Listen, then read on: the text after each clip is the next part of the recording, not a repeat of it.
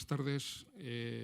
Hoy tenemos una nueva Cienciateca después de una temporada un poquito más larga y con la novedad de que estamos en esta sala. Hemos dejado la Mediateca porque era evidente que en la Medioteca ya teníamos un problema de espacio y había gente que se quedaba fuera cada vez que organizábamos una de estas sesiones y era una pena. Entonces, finalmente la Alhóndiga Bilbao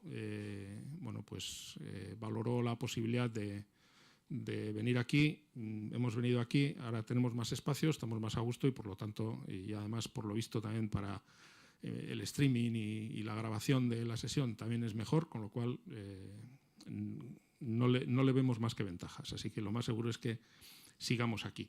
Bueno, hoy tenemos a Juan Juncilla.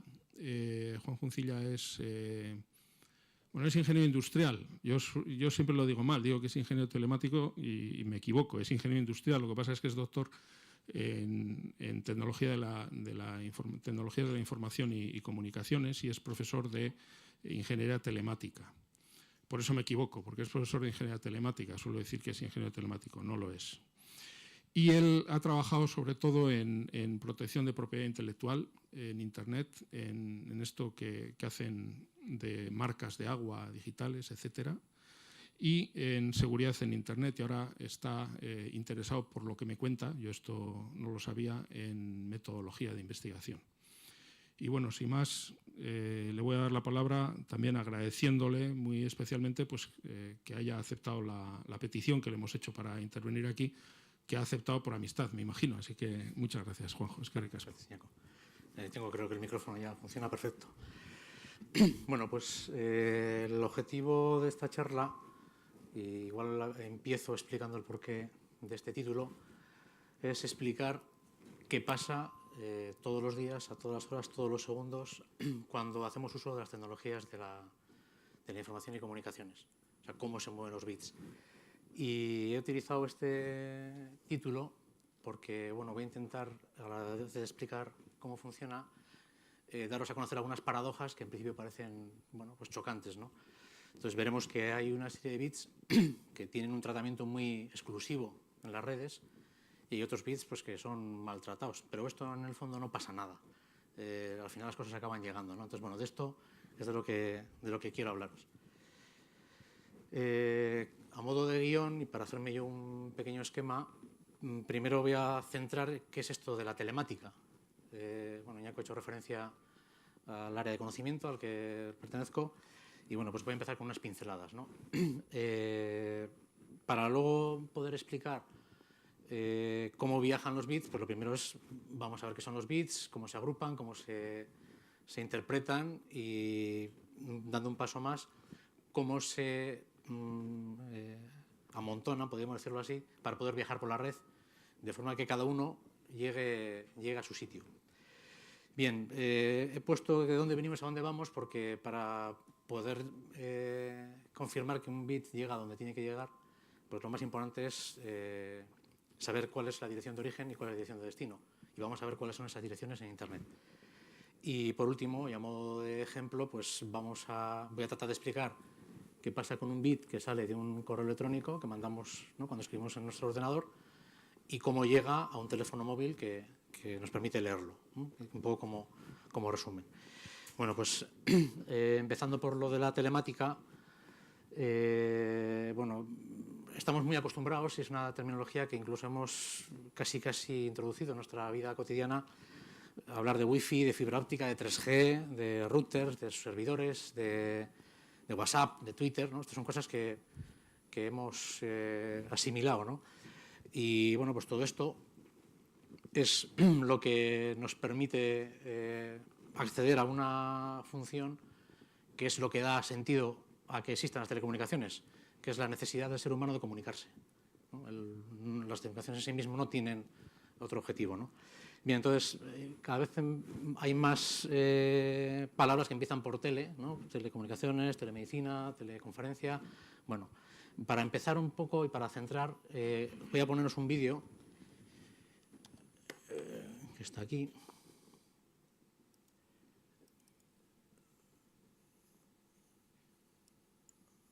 No, hasta aquí no está.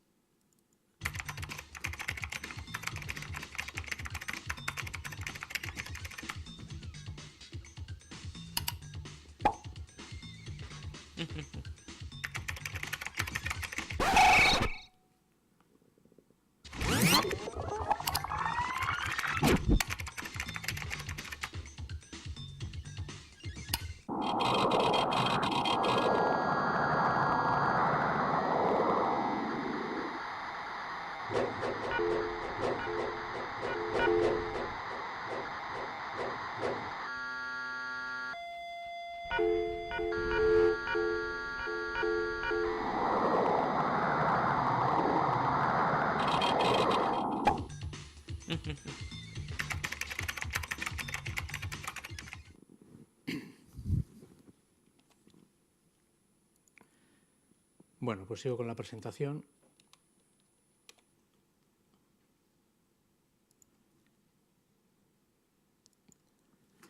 Bien, esto es básicamente de lo que voy a hablar, ¿vale? Bueno, telemática, si entramos en Wikipedia, nos aparece esto, ¿no? Es una disciplina científica, tecnológica. Bueno, ¿en qué se centra? Bueno, pues está aquí más o menos descrito. He puesto en azul pues, las cosas a las que se dedica la gente que trabaja en este ámbito de conocimiento. Y esto es lo que da soporte a todo lo que nosotros hacemos cada día cuando hacemos uso de esas telecomunicaciones. Bien, buscando un poco el potencial o el uso que tenemos cada día, pues he encontrado esta transparencia que viene a decirnos todo lo que pasa cada minuto en Internet, ¿no? A todos los niveles, ¿no? De correos electrónicos, de mensajes de Twitter, de descargas de ficheros, de descargas de música, de mensajes de Twitter, etcétera. Es decir, hoy en día sería difícil entender la vida como nosotros la concebimos sin el respaldo de estas tecnologías, ¿no? Y veis que aquí hay cosas muy variadas. Como el objetivo de la charla era explicar cómo viajan los bits, como decía, empecemos hablando de los bits. Bueno, la definición de un bit es una unidad mínima de información y básicamente representar con una señal dos posibles estados, ¿no? De forma general se suele hablar de ceros y de unos. Bien, la información que nosotros transmitimos está representada en secuencias de bits, ¿no? Más o menos largas. La forma de interpretar las secuencias de bits depende de los códigos que utilicemos para traducirlo a bits y luego para hacer la inversa. Aquí he puesto dos ejemplos. Un ejemplo, pues igual cotidiano, igual alguien tiene algún conocimiento de lo que es el ASCII. Bueno, el ASCII es el código típico que se utiliza para los teclados de los ordenadores y para los procesadores de texto, ¿no? Es la forma que tenemos de traducir secuencias de ceros y unos en letras o caracteres, ¿de acuerdo? Bien, entonces hay un código de 7 bits, luego se amplió a 8, bueno, entonces con 8 bits hay 256 posibles códigos diferentes y con eso da para representar las letras en mayúsculas, minúsculas, los paréntesis, las comas, etc. Sin embargo, si en vez de utilizar ese código utilizáramos un código distinto, por ejemplo, un código que se utilizaba bastante en el cálculo matemático, que era el BCD, pues ese mismo bit de arriba, la forma de interpretarlo es diferente. No se interpretan los 8 bits conjuntamente, sino se interpretan en bloques de 4. Y cada bloque de 4 representa un dígito decimal. Entonces, los primeros bits representan un 4 y los otros bits representan un 1. Por lo tanto, los mismos bits, en función del código, tienen diferente representación, tienen diferente significado. Esto es importante porque, ya digo que un bit no nos dice nada. Un conjunto muy grande de bits, sí. Ese conjunto grande de bits, en función, vamos a decir así, del código que utilicemos, puede representar una foto, puede representar una secuencia de audio, puede representar un correo electrónico. Entonces es muy importante, para que los bits representen en origen y destino lo mismo, que haya una coordinación entre lo que sale y lo que llega. Y para eso es para lo que se establecen los protocolos de comunicaciones. Entonces, estos protocolos de comunicaciones se organizan en lo que llamamos niveles, ¿no? No me voy a prestar mucha importancia, no voy a entrar en muy detalle qué significa cada cosa de estas. Voy a intentar hacer un ejemplo para ver si puede servir para comprender qué es lo que hace cada uno. Bueno, primero voy a explicar la siguiente transparencia y luego vuelvo para atrás. Antes de pasar a la siguiente transparencia, quedarnos con un detalle. a la hora de enviar información, lo que se suele hacer es hacer paquetes, ¿no? Se cogen paquetes más o menos grandes y esos paquetes están divididos en dos partes. Una parte que se llama cabecera y una parte que se llama contenido. Digamos que la información que viaja va en el contenido y la información que sirve para manejar el paquete por la red se llama cabecera. Podríamos utilizar el ejemplo de los contenedores que van en los barcos, ¿no? Lo que viaja dentro del contenedor serían las materias que queremos transportar y luego en la parte de fuera del contenedor pues aparecen una serie de pegatinas, una serie de cosas que indican pues, qué es lo que tiene y a dónde va. Bien, el proceso, y aquí utilizo unas siglas de los protocolos que utilizan Internet, que son el TCP/IP, el proceso siempre es el mismo. Hay un sistema origen y un sistema destino. Esto ocurre no solo en las redes, eso ocurre en la radio, en la comunicación entre personas. Hay un emisor, hay un canal de comunicación y un receptor. En este sistema lo que se hace es trocear las tareas, de forma que cada nivel se especializa en una y solo hace esa, delegando otras tareas en los niveles que están por debajo o que están por encima. Bien, entonces, para entender un poco esto de las cabeceras y los contenidos, pues voy a ver si... Esto parece que va a hacer magia, pero no es... Pues lo de los colores es importante. Vamos a imaginar que lo que queremos es transportar esta mochila desde aquí hasta otro punto de Bilbao, ¿vale? Digo, por hacer una cosa sencilla. Entonces vamos a suponer, bueno, igual lo hacemos aquí también. Esta mochila que yo quiero mandar serían los datos. Este es el objetivo de la comunicación, que esta mochila que está aquí llegue a otro sitio. Eso es lo que estaría en lo que aparece ahí como aplicación. Son los datos de la aplicación. Para que esos datos puedan viajar, hay un nivel intermedio, que es el de transporte, que se encarga de que salga de una máquina y llegue a otra máquina. Entonces, ese nivel lo que hace es ponerle su pegatina, ¿no? Su cabecera, ¿no? Le pondría aquí la cabecera, me lo voy a poner aquí a ver si no se me cae. Bien, más o menos. Entonces ya tendría la aplicación con la cabecera del siguiente nivel. Pero claro, esto todavía está dentro de mi máquina. Todavía no lo he sacado de la lóndiga. Si quiero que esto viaje, le tengo que poner otra pegatina que sea entendida por la gente que se mueve, ¿no? Imaginar un mensajero que tiene que moverse por Bilbao. Entonces, ese mensajero, pues él no entiende de esto, porque esto son cosas que solo se entienden aquí. Él no le preocupa de qué estamos hablando o qué tiene en la mochila. Entonces, él lo que haría, para que él lo pudiera llevar, le pondríamos otra cabecera. Esta cabecera, me la voy a poner un poco más pequeña porque si no se me escapa.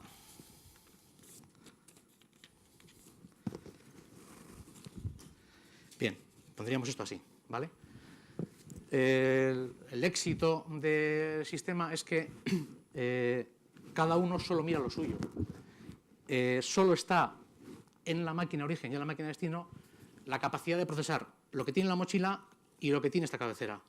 Y en la red solo hay capacidad para procesar esto. Todo lo demás no se mira. Esta es un poco la filosofía.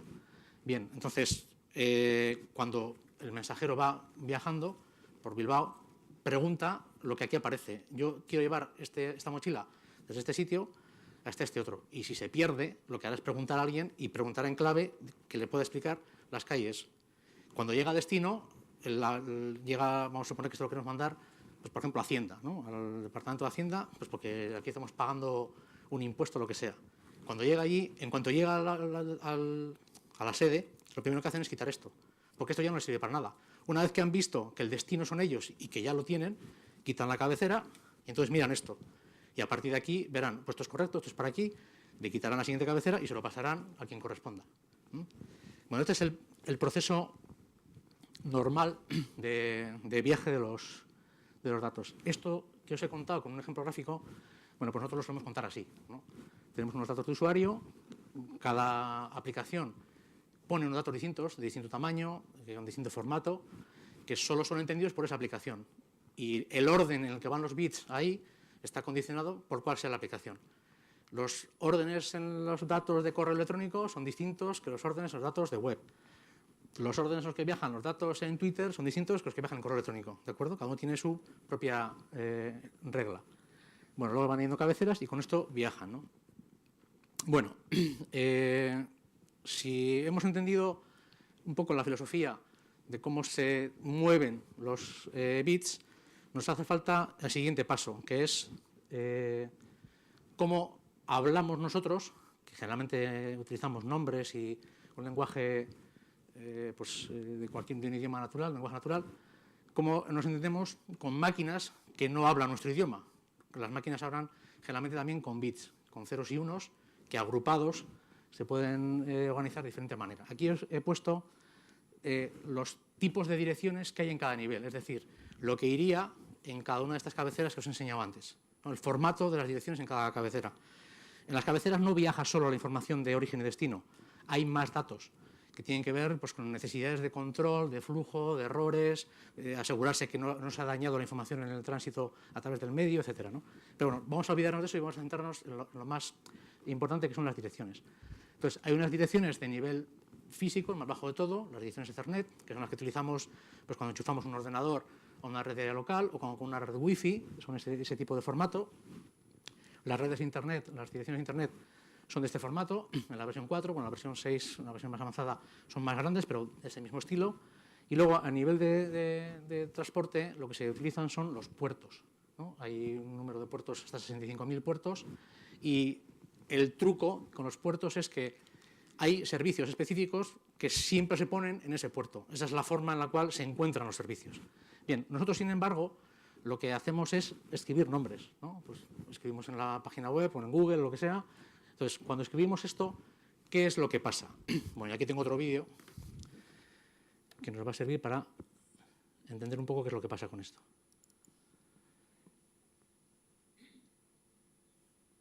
A ver.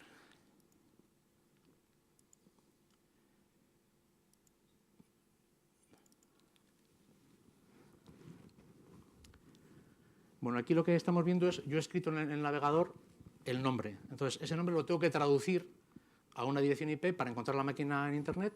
Entonces, lo primero que hago es empezar por la parte de atrás, ¿no? Entonces, lo que se llama el root. Hay una serie de dominios, digamos, de primer nivel. Los .edu, los .org, los .com, ¿de acuerdo? Entonces, lo primero que hay que identificar es esto, llegar aquí. Entonces, primero el nombre aparecía .ca. Entonces, ahora mismo está todo en rojo porque no conozco. Cuando le pregunto, me dice, .ca, tienes que ir a tal sitio, ¿no? Te desvía a una máquina. .com, etcétera. Entonces, lo primero que hace digamos, el paquete de información es acercarse a .ca. Dentro de .ca lo que tiene que mirar es todas las compañías que están de ese dominio, en dónde se encuentra la de Flaming Flamingos, ¿no? Que es la que pone aquí en el vídeo. Entonces le responde, le dice, se encuentra aquí. Entonces le manda el dato hacia ese servidor. Cuando llega a Flamingos, vuelve a preguntar. Y dentro de Flamingos lo que quiere saber es el www, es decir, el servicio web, ¿vale? Una vez que lo ha encontrado, vuelve de vuelta y le dice, cuando quieras encontrar esto, tienes que mandar, este es el origen y este es el destino. Es decir, lo que estamos haciendo con este tipo de trabajos es identificar las direcciones IPs asociadas a los nombres. Y esto se tarda en hacer menos de lo que tardamos en echar un azucarillo al café. O sea, esto es algo que es prácticamente instantáneo. La forma de hacer que eso sea rápido es tener muchos servidores, de forma que los nombres habituales se consulten de forma rápida. Cada institución tiene una serie de servidores que le identifican rápidamente los nombres más habituales. Si hay un nombre desconocido, tarda un poco más. Bueno, entonces, una vez que ya sabemos cómo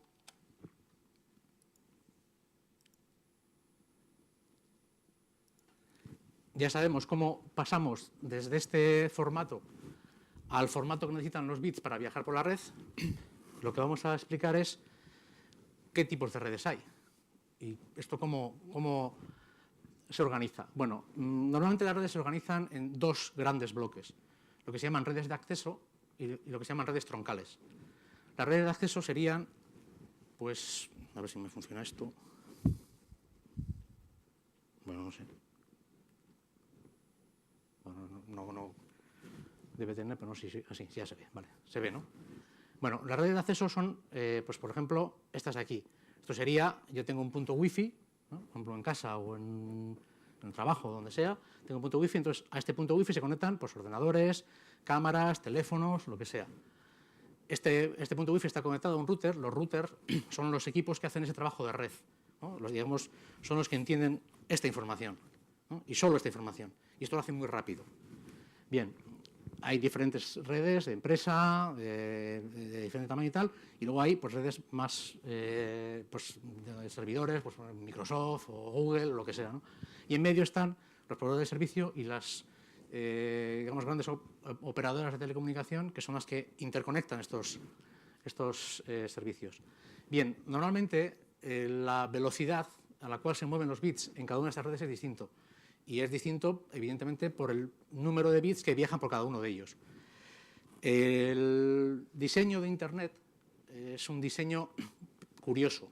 Es un diseño que se especifica, ¿no? se pone como requisito en un contrato que se hace en el año 66 por el Departamento de Defensa americano, donde el principal condicionante era que la red fuera capaz de soportar ataques nucleares. En aquel momento todavía estaban, por aquella época, bueno, yo casi no había nacido, o estaba naciendo, pero bebían un poco con la psicosis de la crisis de los misiles y todo esto, ¿no? Entonces, hasta aquel momento todas las comunicaciones estaban basadas en las redes telefónicas. Y las redes telefónicas son redes que funcionan solo si hay conexión, si hay cable que lleva de un sitio a otro. En el momento que ese cable se corta, sea donde sea, ya es imposible la comunicación. Entonces, lo que se planteó como requisito es que eso no ocurriera. Estuvieron trabajando durante varios años y lo que propusieron es un sistema que se conoce como conmutación de paquetes, frente a la conmutación de circuitos que se utiliza en las redes de telefonía. Es decir, para poder conectar un extremo a otro de telefonía, el símil que podemos utilizar es de las películas estas mudas, que había una operadora, quiero hablar con la habitación no sé qué, entonces cogía una clavija, ponía esta clavija, y esto, que se hacía al principio manualmente, con el tiempo se hacía automáticamente y cada vez más rápido. Estas son las centralitas de telefonía, ¿de acuerdo? Bien, pues este sistema se abandona para ir a un sistema donde la información se paquetiza, se hace bloques.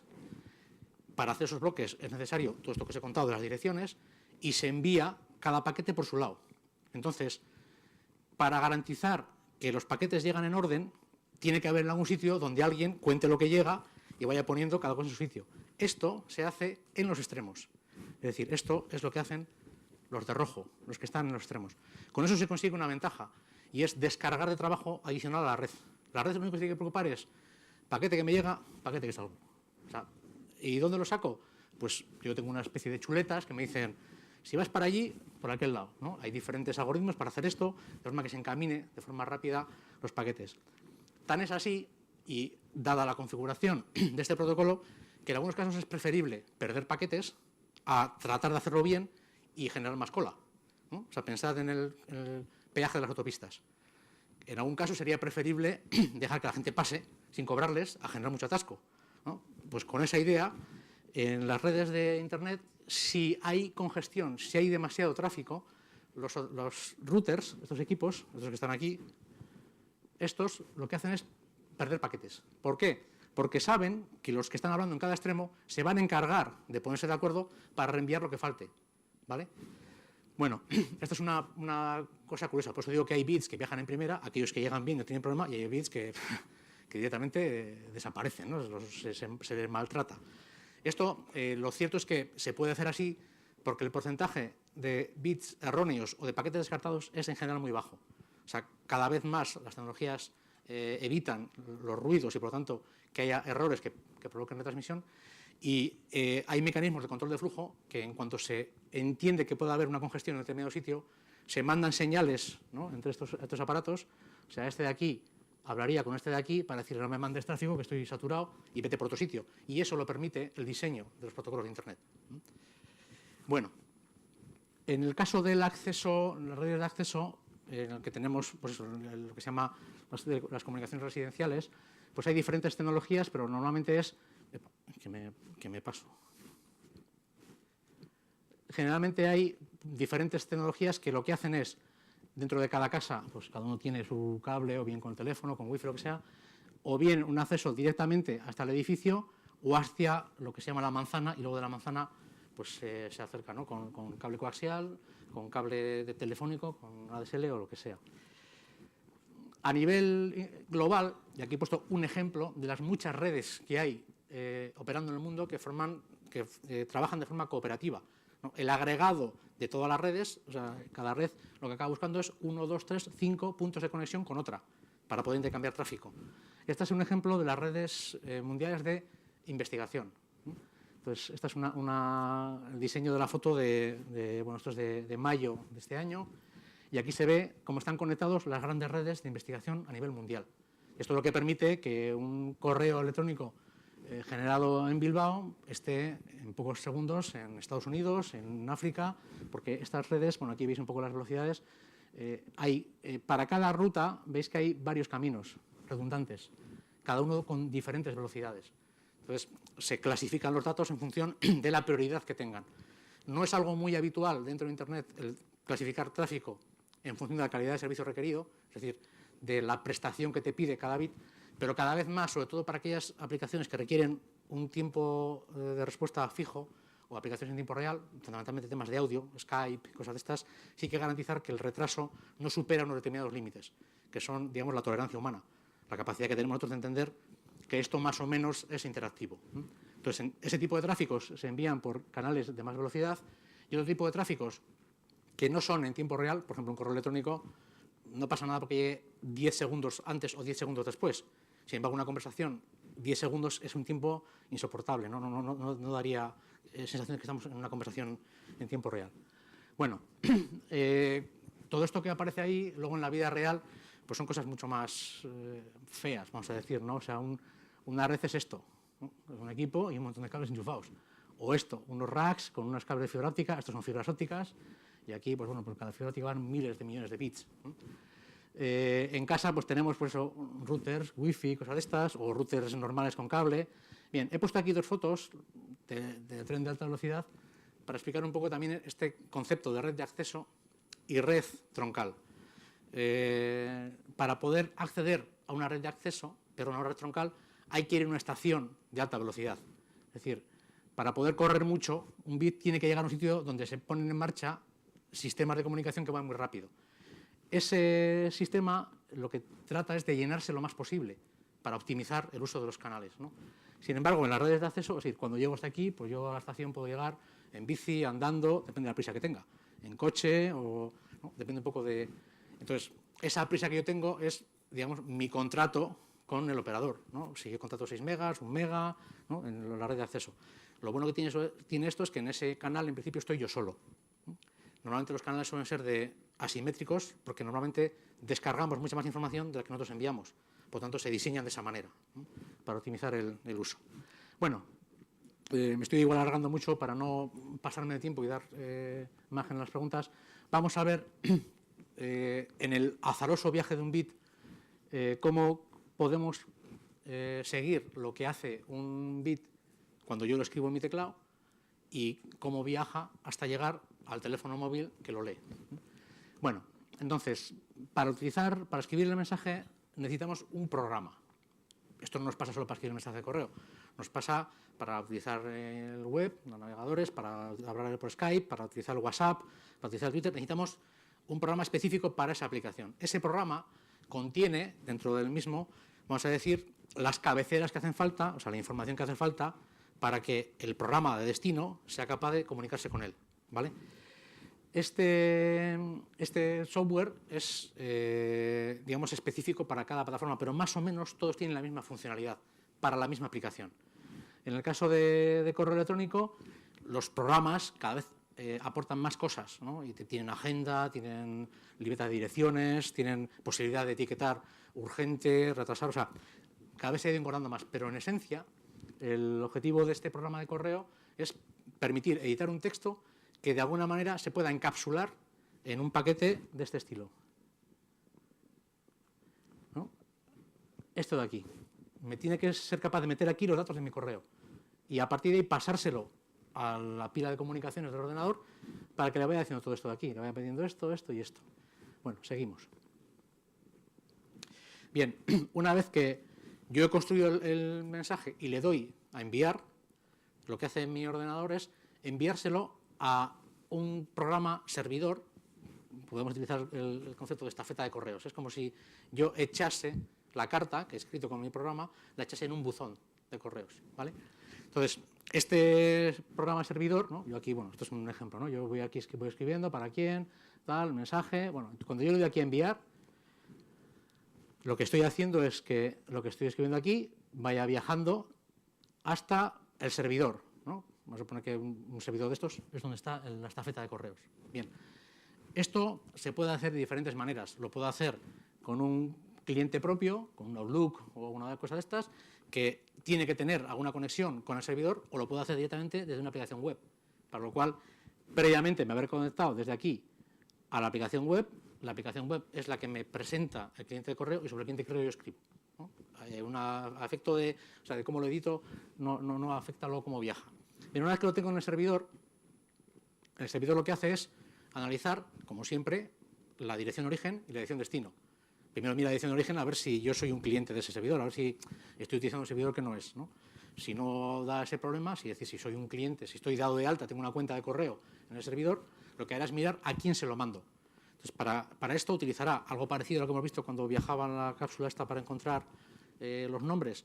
Buscará el servidor de correo en el cual se encuentra el usuario al que yo le mando el correo. Es decir, el servidor de correo mira la parte que está detrás del arroba.microsoft.com, arroba.ehu.es, o sea, esa parte ahí es la que mira.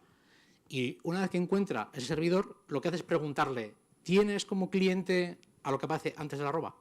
¿No? Dentro de tu sistema de correo hay un usuario que sea, pues, pepito.garcía. Pues sí, entonces le envía ese mensaje. Una vez que llega el mensaje, ¿no? Que recibe el mensaje, lo que hace es enviarlo al buzón. Es decir, cada uno de nosotros tenemos digamos, como un buzón, como si fuese un apartado de correos, de estos que aparecen con las típicas cajas con una llave. Entonces cuando tú lanzas tu aplicación de correo, lo que hace tu programa, o bien el del móvil, o bien el del ordenador, es lanzar una pregunta a ese servidor para decirle, soy Pepe García, ¿tengo algo de correo? Si tiene algo de correo, te lo descargará. Y si no tiene el correo, pues te dirá, no hay mensajes nuevos, ¿vale? Todo esto que estoy contando, de cuando el cliente le pregunta, cuando tal, se realiza utilizando esta pila de protocolos en los que cada vez que hay que hacer un salto de máquina a máquina, hay que hacer el baile este de coger la cabecera, otra cabecera, y en el destino quitarlo. Lo que ocurre es que esto se hace a una velocidad muy rápida y para nosotros es imperceptible, ¿no? Entonces, bueno, cuando estamos en el móvil, bueno, pues pinchamos aquí y lo que hacemos es abrir la aplicación concreta que tenemos en el móvil para el correo. Pues en este caso, pues bueno, vamos a suponer que es esta, ¿no? Que tenemos un móvil que tiene este formato. Bueno, cada uno tiene uno, pero bueno, eso es igual. Entonces, este programa de aquí, lo primero que hace es construye un mensaje para, a través, bueno, pues o bien de la red 3G o de Wi-Fi o de la tecnología la tecnología de acceso con la que yo esté conectado a la red, preguntar al servidor. Si tengo mensajes, me los descarga y me van apareciendo aquí, ¿no? Con la hora y todo esto. Entonces, el camino de vuelta sería este. Si yo estoy utilizando una red 3G, pues me conecto, ¿no? A través de las redes telefónicas, ¿no? Aquí me localizan, me conecto a Internet y al servidor me descarga y me vuelve. Si lo estoy haciendo desde una red Wi-Fi, pues tendré lo mismo. Me conecto a la red Wi-Fi, voy al servidor, tengo correo y me lo descarga. Y todo esto, ya digo, cada vez que hacemos un salto de estos, de aquí a aquí, de aquí a aquí, de aquí al cortafuegos, de los cortafuegos a la empresa, cada uno de estos hay un baile de análisis de cabeceras. Ya digo que el éxito es que cada uno solo analiza lo suyo y los tamaños de las cabeceras son muy pequeños, de formato fijo, de forma que se pueden automatizar. De hecho, cada vez más el análisis se hace por hardware. Se programa con chips, de forma que no haya que poner programas a hacerlo, sino que se pueda hacer de una forma más rápida. Bueno, pues con esto ya termino y un poco como resumen, lo que he tratado de explicaros es, bueno, pues qué es esto de la telemática, en concreto, cómo se almacenan o cómo se agrupan los bits para construir información en función de diferentes formatos de código, cómo los protocolos de comunicación hablan entre sí para permitir que los ordenadores envíen datos de un sitio a otro y cómo a través de diferentes redes pueden acceder hacia el destinatario. Para esto es imprescindible identificar cada máquina con una dirección. Con estas direcciones siempre son bits, siempre son números, y esto es difícil para trabajar para nosotros. Lo que hemos inventado es un sistema por encima que nos permite trabajar con las máquinas con el lenguaje natural, con nuestros nombres, o más o menos, porque nos hemos acostumbrado a lo de no sé qué, punto, no sé qué, punto, no sé qué. Pero esto de natural no tiene nada, porque yo cuando hablo con mis amigos no hablo nunca en web.com, o ¿no? Hablo con otro lenguaje, pero bueno, podemos decir que hemos sido capaces de acercarlo lo más posible. Bueno, para terminar, decir que espero haber tenido éxito en explicar en media hora lo que tardamos en hacer en la Escuela de Ingenieros 5 años, que la gente aprenda esto. Si lo he conseguido, pues ha sido todo un éxito. En cualquier caso, espero que se haya podido seguir la presentación. Pues nada, muchas gracias.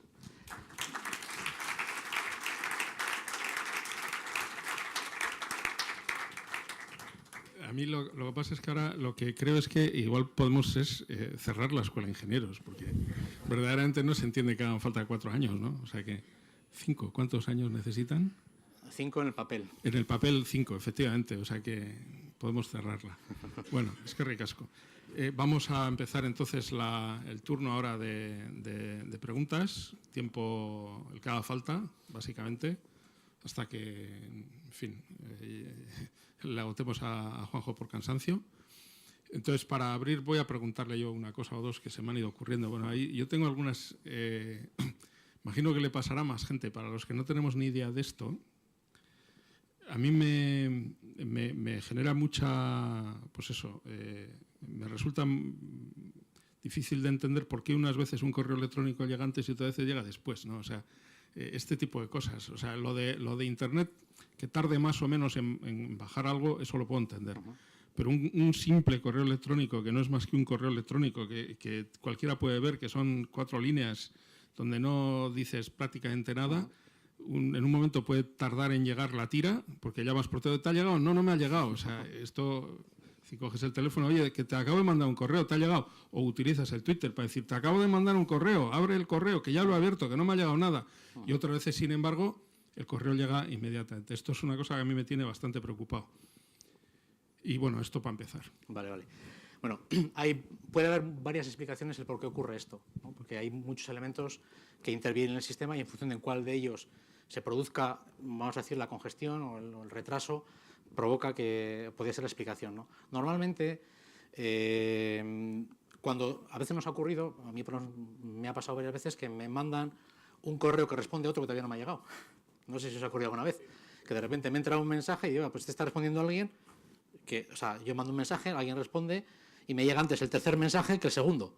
Bien, esto a veces es debido, no tiene que ver, pero bueno, aprovecho para comentarlo, porque las estafetas de correo de cada uno de ellos son distintas, ¿no? Si todos los usuarios estuviésemos conectados a la misma estafeta de correo, todo seguiría una secuencia, digamos, lo que se llama una pila, ¿no? El primero que entra es el primero que sale. Pero no sería, no es lo que ocurre, porque tenemos, ya digo, servidores cada uno distintos, ¿no? Yo tengo en Gmail, otro tiene en Hotmail, entonces esto puede provocar que en un momento dado haya un servidor más cargado que otro, o sea, tenga más trabajo que procesar que otro y saque antes el que ha llegado más tarde. Y a mí, como mi servidor, lo que hace es, cuando le preguntan, ¿este correo tienes un usuario de este tipo? Sí, lo acepta y en cuanto yo me conecto, me lo descarga. Y no me lo descarga, no, me descarga lo que tiene. No espera, no hace la lógica de decir, espérate, que no te puedo descargar este hasta que te descargue el otro, porque esa secuencia no la tiene, ¿no? Se podría programar, pero no está programada. La razón por la cual a veces llega tarde se debe generalmente más a la parte, vamos a decir, de aplicación, a los propios programas de gestión de correo. Y depende fundamentalmente de la carga que tenga en ese momento el servidor. Por ejemplo, si una estafeta de correos, un programa servidor de correo, tiene que procesar correos con ficheros atachados, con ficheros adjuntos, claro, esto significa mover no solo los 40, 50 o 100 kbytes que tenga el mensaje de correo, sino los megas que tenga el fichero atachado. Y esto hay que moverlo físicamente, o sea, hay que llevar esos bits de un sitio a otro. Eso provoca retrasos. Entonces, y eso es algo que el usuario no puede prever, lo puede prever el administrador de la máquina, que le va a llegar una entrada masiva o varios mensajes con ficheros atachados, y entonces podría programarlo de forma que retrase esos, de forma que no interfiera en el tráfico, vamos a decir, normal, o el tráfico más de mensajería solo, ¿no? Pero normalmente no suele programar. Entonces, la razón fundamentalmente suele ser de ese tipo, que hay mucha carga que atender. Entonces, como generalmente atienden primero lo que primero llega, si antes de que tú mandes el mensaje alguien ha mandado un fichero muy pesado con una imagen o con un vídeo, pues procesar esto le entretiene y hasta que no acaba eso no te puede pasar el tuyo, ¿no? Entonces, esta es una razón. Podría haber otras razones que tienen que ver con un mal funcionamiento, un retraso, una congestión en la propia red, pero eso es más inusual. No sé si...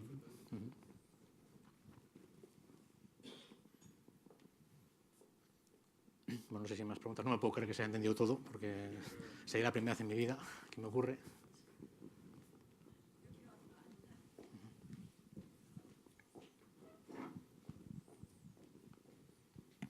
Cuando un servidor se cae, ¿qué pasa con toda la información que se había lanzado justo antes de que el servidor se caiga y hasta que ese servidor se recompone o se vuelve a...? Bueno, ahí depende de qué aplicaciones tenga ese servidor, ¿no? Porque la forma de trabajar con esas aplicaciones es diferente. Yo os he comentado cuando he hecho la presentación que Internet está diseñada de forma que la red elimine toda responsabilidad que no sea la de mover paquetes. Entonces, lo que pasa con los programas no es problema suyo, eso es problema de los que están enganchados allí y que ellos se responsabilicen. Bien, si el que se cae es un servidor de correo, ¿no? y estoy mandando correos, lo que suelen hacer los servidores están programados, los que emiten. Incluso si yo ya he depositado mi mensaje en mi servidor de correo y mi servidor de correo lo quiere mandar a otro y resulta que ese otro no le contesta. Entonces, a veces habréis visto que os mandan mensajes de vuelta que dicen se ha intentado durante 4 horas y no he tenido respuesta. Normalmente eso es un tiempo que se puede programar. De hecho, se programa a 4 horas, se podría programar a 12 o a 2. Se programa ese tiempo porque es el tiempo, digamos, máximo que se espera que razonablemente una avería de ese tipo tendría que recuperarse. Bien, entonces, ¿qué es lo que ocurre? Si antes de ese tiempo se ha levantado, el servidor se ha recuperado, el servidor que tenía el problema, pues lo recibirá más tarde y el correo llegará más tarde. Hay un número de reintentos, ¿no? O sea, esto de las 4 horas se puede hacer 2 o 3 veces hasta un límite, porque el problema es que el servidor que manda no se puede, entre comillas, deshacer de esos bits hasta que una de dos haya tenido la confirmación de que lo ha depositado o haya desistido. Y para desistir, para evitar problemas, ya digo que se hace un reenvío pues cada 4 horas y un máximo de 3 reenvíos. O sea, más o menos 12 horas es el tiempo que se entiende que un servidor bien mantenido, o sea, que tiene unas personas que se encargan de ello, pues lo deberían recuperar. En casos críticos, es decir, en empresas que viven de ello, que no es lo mismo un servidor de una persona que tiene en su casa una máquina y se lo monta y da correo a sus amigos, que el de una empresa que vive de ese negocio, ¿no? Entonces, en ese tipo de situaciones lo que tienen es siempre máquinas de respaldo. O sea, una máquina, vamos a decir, clonada, lo más parecida posible, para, si no son capaces de levantarlo, desenganchar y poner la otra. Entonces, vuelves a recuperar. Entonces, es bastante poco probable que o bien un fichero o bien un correo se pierda indefinidamente, salvo que haya un error en la dirección, que a veces nos ocurre, ponemos mal la dirección y claro, no encuentra y al final lo rebota. Pero eso ya no es un problema achacable a las aplicaciones, es un problema achacable al usuario que ha escrito mal la dirección, ¿no? Pero bueno, ya digo que esa lógica, o sea, se sabe que la red está pensada, las aplicaciones están pensadas para que puedan fallar. No es lo normal. Entonces, hay unos tiempos, digamos, de espera razonables. Si esos tiempos se vencen, ya directamente a la máquina mandaría un mensaje desechando el envío. Tú, en principio, tendrías tu copia como correo enviado, con lo cual podrías luego intentarlo. Pero el servidor, pasado ese tiempo, digamos, delega su responsabilidad, se lava las manos.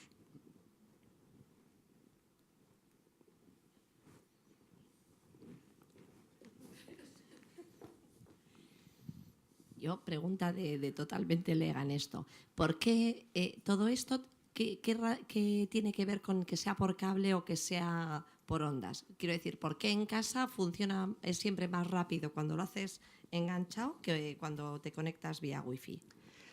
Bien, normalmente las transmisiones por cable son más inmunes, están más protegidas ante interferencias, ante ruidos o otras señales electromagnéticas.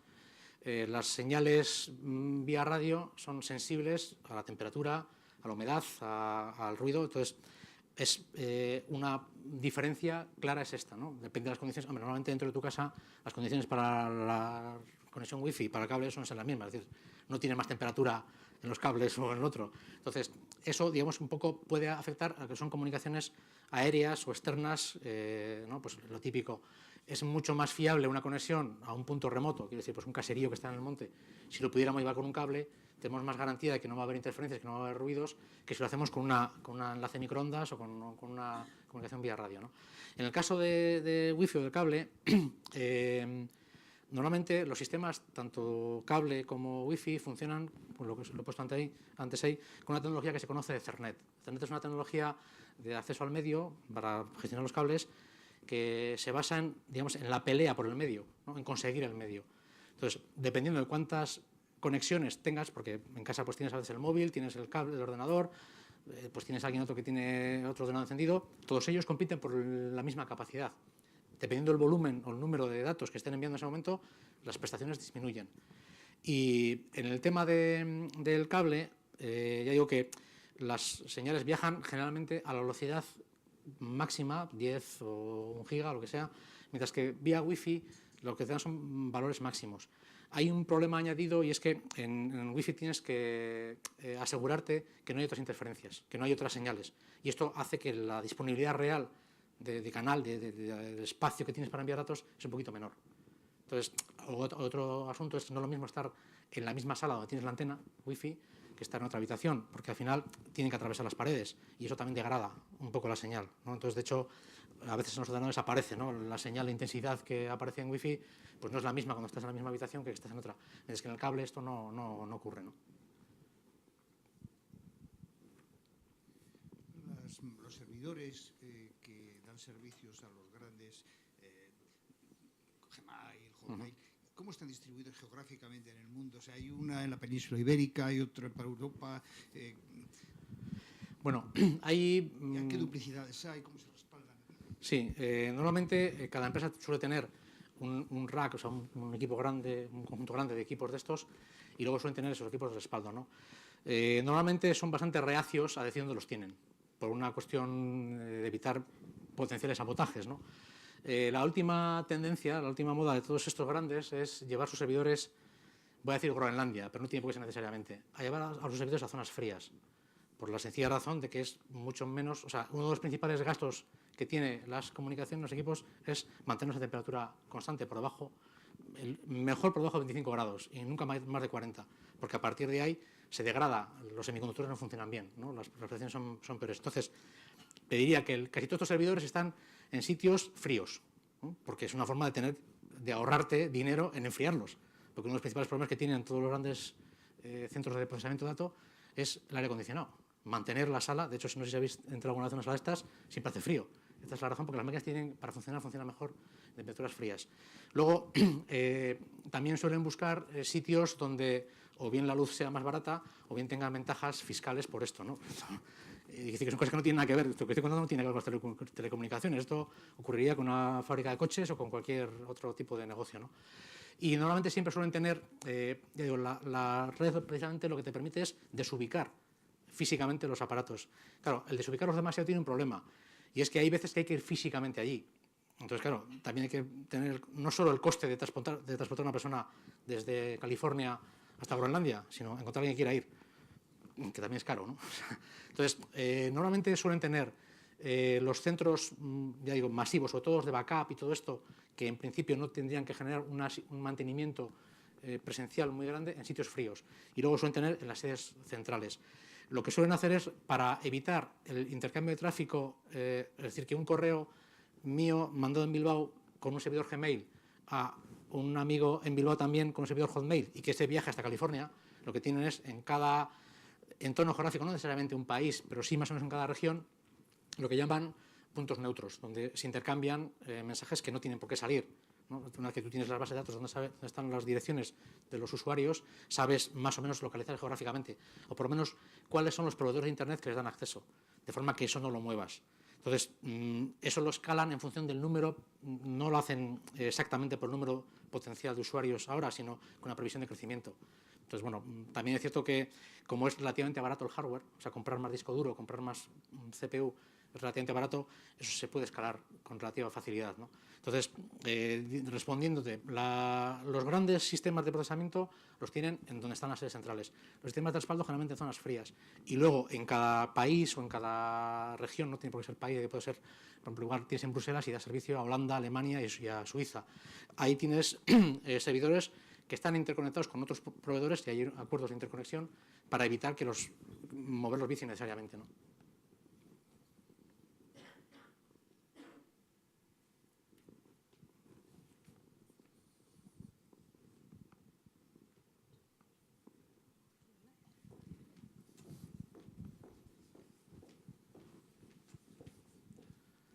Juanjo, antes has puesto como un ejemplo de cableado el de la fibra óptica. Ujú.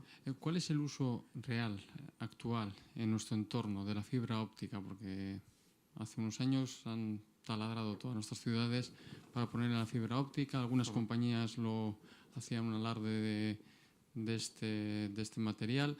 ¿Lo usan todos? ¿Todos usan el mismo canal? ¿O cuál es el uso efectivo actual de la fibra óptica en nuestro entorno? Bien, este es un debate que además ha sido no solo una cuestión de estrategia empresarial, sino incluso de marca, ¿no? De sello, ¿no? Cuando empezó Euskaltel a montarse, a desplegarse, uno de sus banderines era precisamente esto, ¿no? Que ofrecían fibra, ¿no? A la vista de esto, Telefónica, que era el operador de referencia, lo que hizo es hacer un despliegue equivalente. De hecho, los datos estadísticos del número de kilómetros de fibra que tiene Telefónica en el País Vasco son muy grandes, motivados por la competencia. O sea, por el número de población, por el número de habitantes, no se justificaría los kilómetros de fibra óptica que Telefónica ha puesto aquí. Y los ha puesto porque tiene un operador que ha puesto fibra óptica. ¿Cuál es la razón? Bien, la fibra es un elemento que relativamente barato, lo que es el material. De hecho, hay muchos kilómetros, o sea, la mejor fibra, la monomodo, es con cristal y es un poco más cara, pero hay fibra de plástico que te permite velocidades de gigabits sin problemas, ¿no? Entonces, ya que metes, y ya habéis visto el haz, pues ahí puedes meter pues, millones de cables. Entonces, se hizo un intento de que compartiesen medios, ¿no? Es decir, ya que pongo la canaleta, meto la fibra y poneros de acuerdo y a cada uno os doy unas cuantas. Esto en la práctica no ha funcionado por las diferentes estrategias. Y luego aquí tampoco ha sido menor el impacto, vamos a decir, inmobiliario, en el sentido de que esta era otra de las cosas por las cuales los ayuntamientos cobraban. Y era otra forma de conseguir dinero, ¿no? Entonces, ¿para qué voy a hacer una zanja si puedo hacer dos, ¿no? Y cobrar dos veces? Esto es así, esto ha ocurrido, ¿no? Bien. Hablando un poco, ya digo, lo normal es que en troncales, en redes troncales, todas las conexiones sean con fibra, salvo las que puedan ser con satélite, que también es algo que, aunque fundamentalmente los satélites se han utilizado para el tema de difusión, de radio y televisión, no se ocupa todos los canales porque tienen un ancho de banda bastante grande y se alquilan algunos otros para backups, ¿no? En caso de que haya fallos, que poder tener conectividad por satélite. Pero digo, los troncales generalmente son siempre de fibra. Donde hay más diferencias en el acceso al hogar. Yo meto una centralita de fibra y de ahí salgo a la troncal y luego reparto en un barrio. Ahí ha habido diferentes estrategias. Lo normal es que aquel que ya tenía, que tiene de hecho un cable a la casa de cada uno de nosotros, es decir, Telefónica, haya utilizado ese cable para sobre ese cable darnos el soporte. Y ese cable pues son las tecnologías ADSL, ¿no? Euskaltel no tenía eso y no tenía forma de entrar porque no era un montón de dinero y no le interesaba. Entonces, lo que ha vendido es, yo te doy fibra hasta el final, lo cual era un poco relativo. Por eso, mira, esta transparencia que he puesto antes puede servir para explicarlo. Lo que se vende en teoría es esto.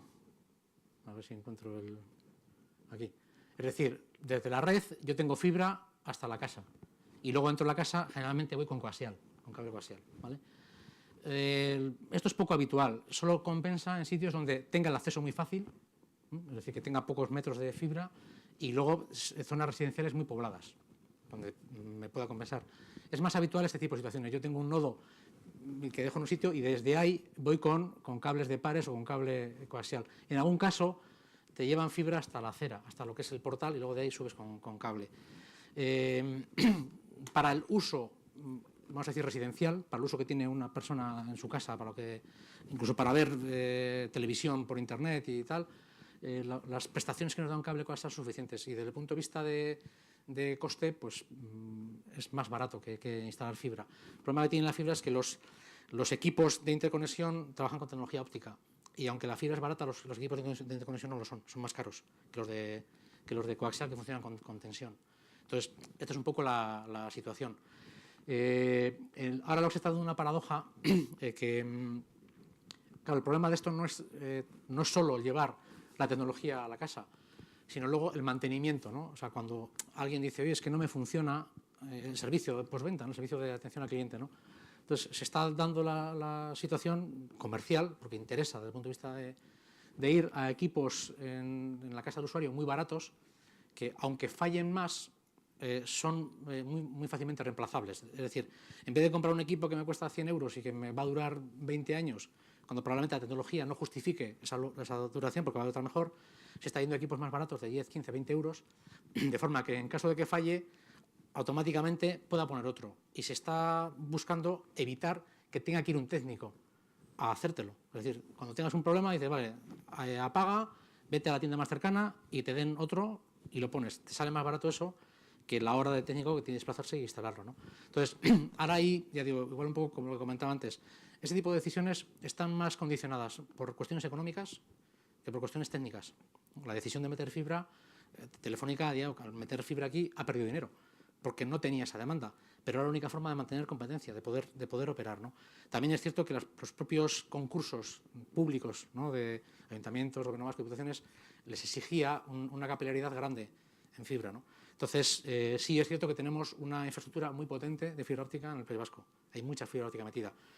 Y sí es cierto que, sobre todo, para lo que es, vamos a decir, servicios no comerciales, fundamentalmente servicios de investigación, de soporte educativo, universidades, castoras, etcétera, ahí sí se potencia, casi se obliga a compartir medio, o sea, no tirar más cable, a utilizar los que ya existen, ¿no? Entonces, normalmente cuando echas fibra, sobredimensionas mucho para tener que evitar volver a hacer obra civil. Pero bueno, podríamos decir que pues, en ese sentido Euskadi pues, es puntera en cuanto a kilómetros de fibra por habitante. Y ya os digo, se ha debido a esta situación.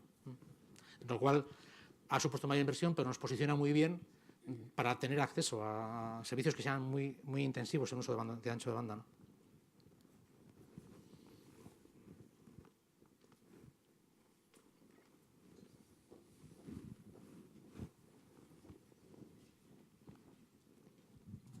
Hola, buenas tardes. Hoy has nombrado eso de TCP/IP, pero yo hace unos años me he encontrado con otro que no sé qué es y por eso pregunto. En la Diputación, en los correos @vizcaya.eu, no es el TCP/IP, sino IMAP o algo así. ¿Qué es eso? Bien, IMAP es un protocolo de aplicación que también funciona sobre TCP/IP.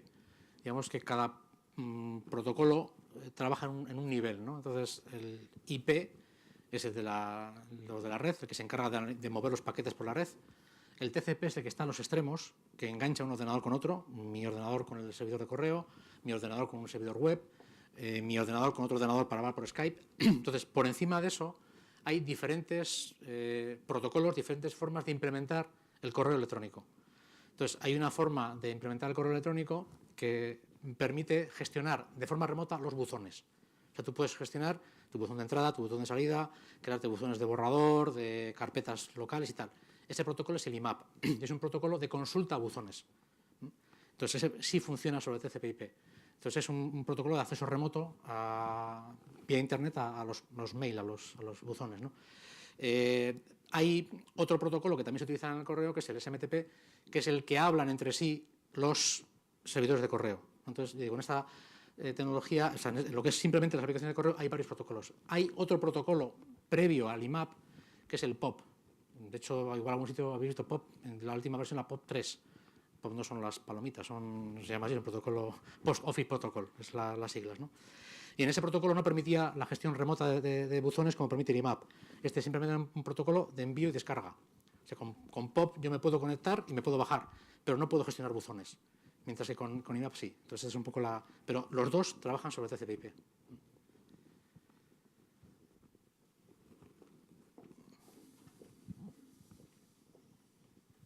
Hola.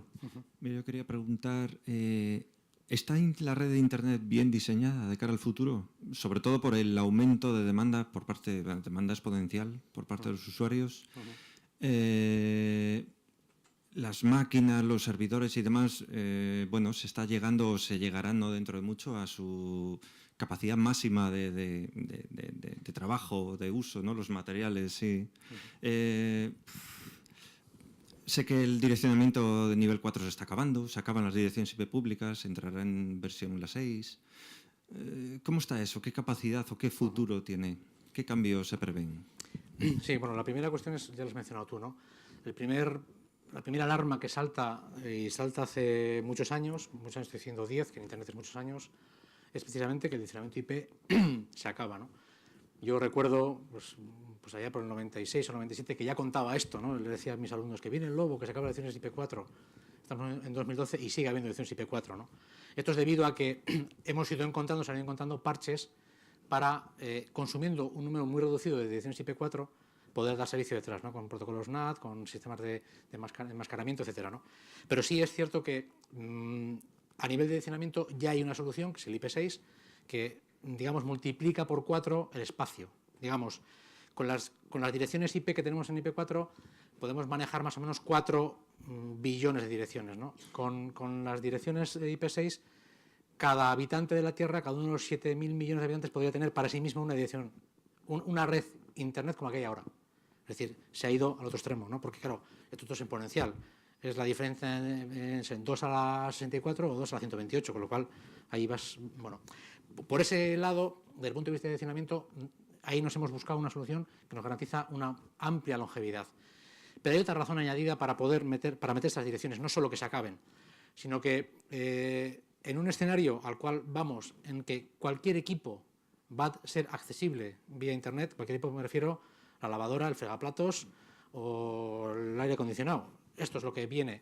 Para poder asignar esto, el sistema de direccionamiento IP6 está pensado de esta manera, que facilita la asignación interna de ese tipo de direcciones. Entonces, primera cuestión, desde el punto de vista de direccionamiento se han dado pasos y se ha estabilizado. De hecho, yo recuerdo ya en 2003 asistir a foros y a congresos internacionales donde ya se daba por asentado y por ampliamente difundido la IP6, ¿no? La IP6 ha tenido un mayor desarrollo en aquellos sitios donde, digamos, que llegaron tarde IP4, fundamentalmente en Asia. Los que más usan IP6 son los chinos y los japoneses, porque en el reparto de IPs los primeros fueron los americanos y los europeos. Entonces, claro, estos cogieron redes y aunque no las uses, una vez que repartes una clase B, ya estás bloqueando un montón de direcciones que no puedes dar a otro, ¿no? Bien, la siguiente cuestión es, desde el punto de vista de transporte físico de enlace, bueno, pues es cierto que nunca es suficiente porque pues si hoy mandamos vídeos de calidad 2, mañana mandamos vídeos de calidad 5 y luego de calidad 20, por lo tanto cada vez vamos a exigir más y más cosas y más a la vez. Pero hay la capacidad que dan no solo los propios sistemas físicos de transmisión, sino cómo codificamos sobre esos sistemas los bits. De hecho, la capacidad de un enlace radio, desde el punto de vista físico, es limitada, el ancho de banda que tienes. Sin embargo, si tú eres capaz de codificar en menos tiempo más bits, y hay técnicas muy avanzadas para hacer esto, pues enviar más información, ¿no? Eso también nos da una cierta garantía que el problema no lo vamos a tener tanto en la capacidad de enviar. Sí tenemos más problema en nuestra propia capacidad de procesar todo esto que estamos generando, ¿no? Yo casi veo más riesgo en que todo esto para qué, ¿no? O sea, ¿para qué me mandas 1.000 millones de información si me sobran 900 millones? O sea, mándame solo uno. Entonces, yo veo más riesgo por ahí. No tanto porque desde el punto de vista tecnológico esto se vaya a colapsar. Hay otra razón que no tiene que ver con la tecnología y es si hay negocio va a haber solución, seguro. Entonces, ahora mismo el porcentaje de uso de la tecnología, es decir, de la capacidad, yo no me atrevería a decir un porcentaje de 50, 28 o 70, pero está bastante por debajo del límite. O sea, no habría... Y luego, si analizamos fríamente el uso de las máquinas, pues todos tenemos en casa ordenadores que están apagados 23 horas al día. Es decir, si esto lo quisiéramos utilizar para aplicaciones y tal, entonces ahí entramos en otro discurso, en otro debate, ¿no? Y es el de la seguridad y, por tanto, de la confianza, ¿no? Es decir, yo le dejo a cualquiera que utilice mi CPU y luego resulta que ese CPU lo ha utilizado para cometer un ataque contra otro sitio. Y decir, ahí hay una serie de debates. Entonces, yo casi ahora veo más riesgo en ese tipo de cosas en el aspecto sociológico, podríamos decir, que en el aspecto tecnológico. Y está encima de la mesa pues el debate del acceso que tienen a esas tecnologías pues chavales de 10 años, de 12 años, ¿no? Por ejemplo, o el uso de esto para determinados usos que dices, pues esto es aceptable, no es aceptable, que yo casi veo más por ahí. Pero ahora mismo, a día de hoy, yo creo que estamos lejos de vislumbrar que se acaba, ¿no? La señal más clara era el tema de las direcciones y quedó resuelto hace 10 años. Por tanto, en lo demás, sí es cierto que llegará un momento en que los ordenadores, con la tecnología que actualmente estamos utilizando, se saturarán, pero ya empieza a haber nuevas tecnologías que no se basan solo en los semiconductores como los conocemos ahora, temas de nanotecnología, incluso sistemas vivos, ¿no? Sistemas biológicos de almacenamiento de información que aumentan mucho más la capacidad de almacenamiento. Por tanto, ahí parece que el horizonte es esperanzador, no es preocupante.